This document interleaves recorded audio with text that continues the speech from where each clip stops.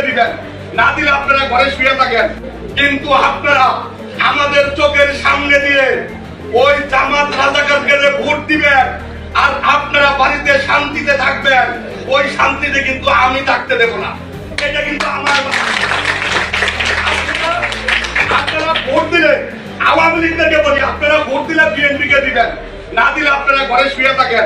এই হাউস থেকে আরো কঠোরভাবে উচ্চারণ করে দেয়, আওয়ামী লীগের যে সমস্ত ভাইরা এলাকায় আছেন, ঘুরে আছেন, যারা বিগত দিনে আকাম কুকাম করেছেন, বিভিন্ন অরাজকতা করেছেন, আপনাদেরকে আমরা মাফ করে দেব। আমরা প্রতিহিংসার রাজনীতি করতে চাই না। আপনারা এলাকায় থাকবেন, আপনারা চিন্তা করে দেখেন আগামীতে বিএনপি সরকার ক্ষমতায় আসতেছে, এলাকার স্বার্থে হইল, এলাকার উন্নয়নের স্বার্থে হইল, আপনাদের সুবিধা অসুবিধার জন্য হইল, আপনারা বিএনপির পাশে থাকবেন।